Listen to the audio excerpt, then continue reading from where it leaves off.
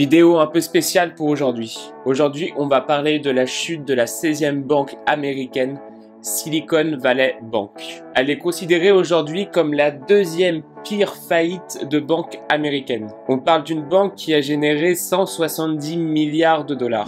Dans cette vidéo, je vais vous raconter la cause de la chute, les raisons, et je vais également parler de la suite. Qu'est-ce qui va se passer ensuite? Est-ce qu'on va vivre une nouvelle crise économique comme en 2008? Tu connaîtras mon avis sur la crise bancaire que vit les États-Unis et si je pense que ça va également impacter notre vie en France. Est-ce qu'un krach boursier est envisageable aujourd'hui? Et si c'est le cas, est-ce que ça sera à cause de la chute, de la faillite de la Silicon Valley Bank? Je profite de ce début de vidéo pour vous demander de liker la vidéo et de vous abonner si ce genre de sujet vous intéresse, ça soutient énormément la chaîne. Donc pour ceux qui ne le savent pas, la Silicon Valley Bank est une banque commerciale. Elle est spécialisée dans les startups américaines, surtout dans la tech. Cette banque prétendait aujourd'hui qu'elle possédait 50% des entreprises basées sur la technologie. Entre 2019 et 2021, la banque a reçu énormément d'argent.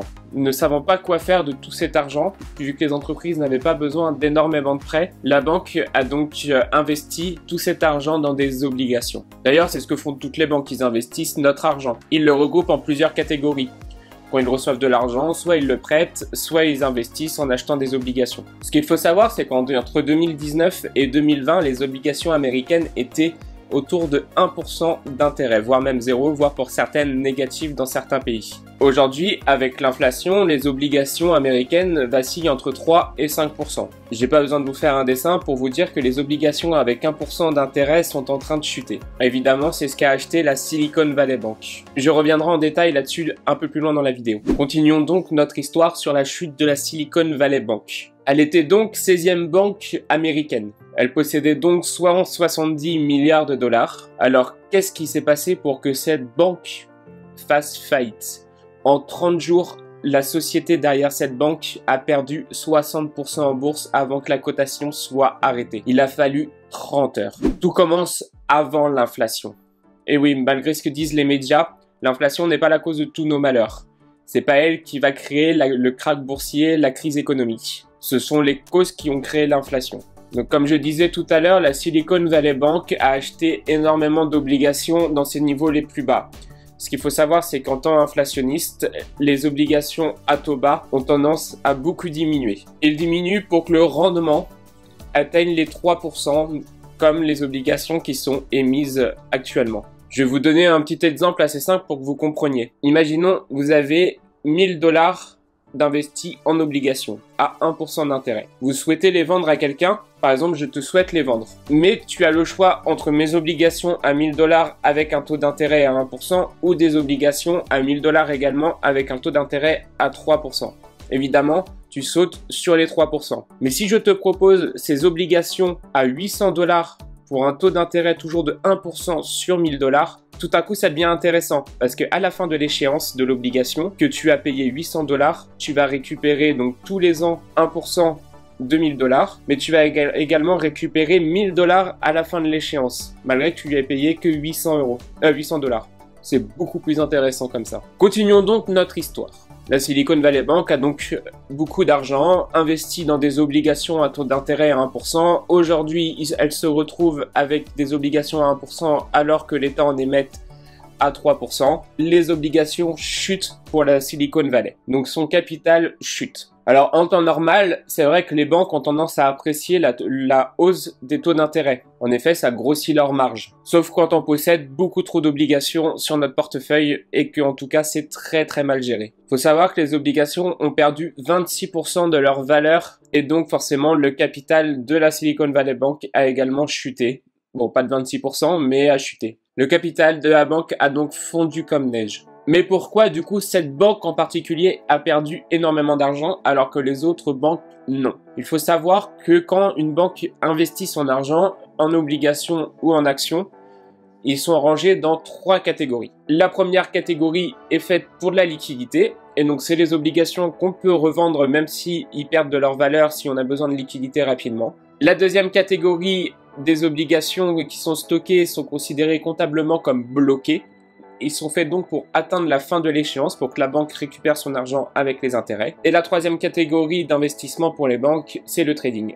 En l'occurrence, Silicon Valley Bank utilisait les deux premières catégories. Mais la répartition a été très mal gérée pour la Silicon Valley Bank. En effet, ils ont stocké beaucoup trop d'obligations comptablement parlant dans la deuxième catégorie, dans celle de l'argent bloqué. En effet, pour vous donner une explication, au niveau comptable, quand l'argent est bloqué, du coup, on n'a pas de perte parce que du coup, on ne fait pas attention au cours de l'action. Alors que quand l'action est considérée comme vendable comptablement, au niveau du chiffre de la banque, on est obligé de mettre la perte ou le gain pour les obligations. Et c'est là que ça va poser problème. Et donc, quand les épargnants ont été conseillés par leur fonds d'investissement de retirer leur argent de la banque, forcément, la banque a été dans l'obligation de vendre ses obligations à perte. Et ils se sont donc retrouvés en faillite. Il a fallu que 30 heures. Il a fallu 2 jours.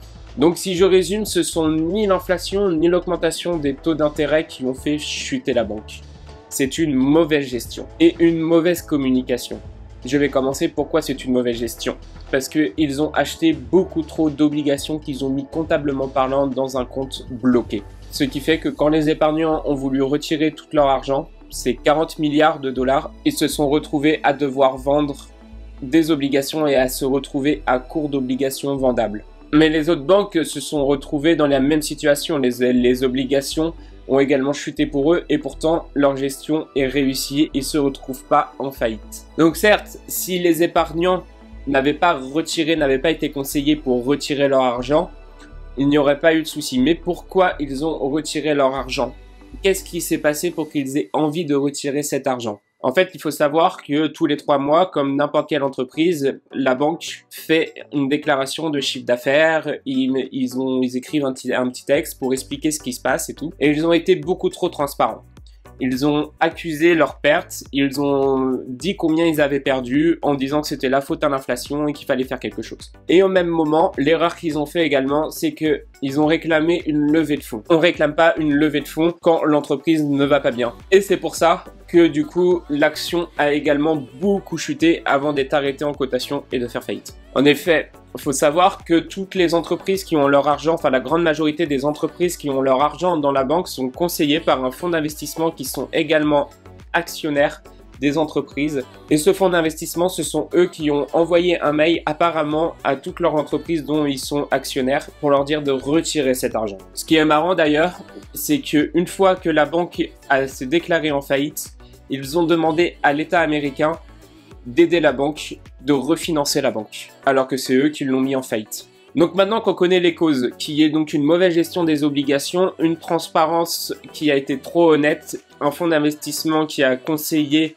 les entreprises de retirer leur argent, est-ce qu'on va avoir droit à un nouveau krach boursier, une nouvelle crise économique comme en 2008 ? Alors, à mon avis, est que non. Alors oui, on aura peut-être un krach boursier, mais la chute de la banque ne sera pas une cause. Pour moi, ça serait plutôt une conséquence éventuellement de la crise qu'on pourrait vivre si elle est présente. Alors attention, ça reste quand même un signe. Il faut quand même faire attention parce qu'en 2008, c'était pareil. On a eu des signes qui n'ont pas été pris au sérieux par l'État américain. Résultat du compte, on a eu Lehman Brothers qui a fait faillite, une très grosse banque américaine. Et ensuite, les autres banques ont été impactées. La confiance a été rompue entre les banques. Après, c'est différent. C'est vrai que c'est pas pareil.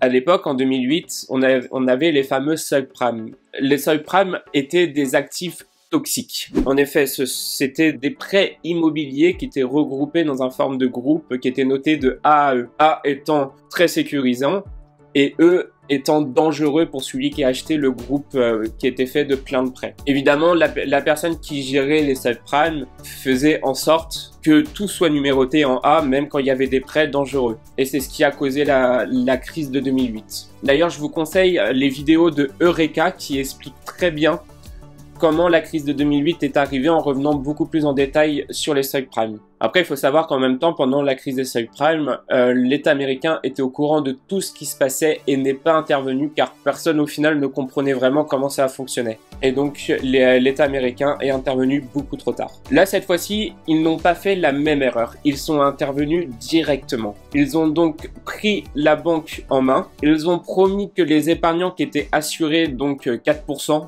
ce qui est pas beaucoup, recevront 250 000 euros. Enfin, pourront retirer jusqu'à 250 000 euros. 250 000 euros, il faut savoir que pour une entreprise de technologie, c'est pas grand-chose. Certaines boîtes ont même dit qu'ils ne pourraient pas payer leurs salariés. Ça va avoir énormément de conséquences. Des salariés pas payés, c'est des salariés qui n'ont pas d'argent, donc qui ne peuvent pas consommer. À un moment donné, ils vont être au chômage si la société qui est derrière fait faillite également. Et ça peut créer du coup un effet domino. Après, il y a également un autre risque qui est plus minime, beaucoup plus minime, c'est que du coup les épargnants n'ont plus confiance en banque et qui se mettent à retirer toutes leurs épargnes. Mais sincèrement, je pense pas que ça va arriver. Les autres banques sont mieux préparées. Surtout que maintenant que l'État américain est au courant de ce qui s'est passé, ils vont pas faire les mêmes erreurs qu'il y a 15 ans. Mais on sent quand même l'impact qu'il y a eu au niveau des actionnaires. En effet, les actions bancaires ont énormément chuté. On a des banques américaines qui ont perdu 30, qui ont perdu 60% dans l'espace de quelques jours. Même des banques solides comme Bank of America a perdu 10% en 2 jours. Alors certains diront que c'est cool, c'est les soldes. Mais attention, rien ne dit que ça ne peut pas continuer à chuter. En effet, je ne sais pas si vous avez déjà regardé les graphiques de Bank of America par exemple. Aux alentours d'avant 2008, quelques jours avant le krach boursier, l'action se situait à peu près 55 $. Imaginons, ça descend, ça arrive à 23 $, vous vous dites ça a perdu la moitié, c'est l'occasion d'acheter. Savez-vous à combien Bank of America est descendu au plus bas? À 3,50 $. Alors autant vous dire que le mec qui a pensé faire une affaire quand il l'a acheté à 23 $, il était pas très bien à ce moment-là. Ça a reperdu 80-90%. Donc méfiez-vous quand ça chute à ce point-là. Le mec qui a acheté à 25 $, pareil, il a mis quelques années avant de retrouver son prix d'achat. Alors, vous pouvez aussi également profiter. Moi, personnellement, j'ai commencé à acheter Bank of America. J'ai acheté quelques actions. Ça a baissé de 50% par rapport à son plus haut historique. C'est vrai que j'ai sauté sur l'occasion. Mais parce que j'avais besoin de me diversifier, parce que j'ai une stratégie derrière. Si cette action se met à chuter, bah, je suis préparé. Il faut avoir une stratégie si vous voulez acheter des actions qui sont soldées. Rien ne vous dit que ça ne va pas descendre encore plus bas. Rien ne vous dit également que ça peut se mettre à retrouver le niveau de prix auquel vous l'avez acheté. Si vous voulez donc profiter de ce krach boursier qui commence ou qui se termine, au final on peut pas savoir, on peut pas connaître les points bas et les points hauts, c'est impossible, personne n'est devin. Vous pouvez commencer donc à acheter mais des actions solides, des actions dans lesquelles il y a un potentiel. Je ferai une vidéo justement qui est prévue là sur la stratégie de Warren Buffett que je trouve très intéressante. Alors j'hésitais, soit je la fais rapidement, soit ça sera la vidéo des 1000 abonnés. J'en profiterai également dans cette vidéo pour vous dévoiler un peu ma stratégie parce qu'au final j'ai à peu près la même que Warren Buffett. Bon, sans l'argent de Warren Buffett malheureusement. Donc ça sera tout pour moi pour aujourd'hui. N'oubliez pas de liker la vidéo et de vous abonner et je vous dis à la prochaine pour une nouvelle vidéo. Allez, ciao!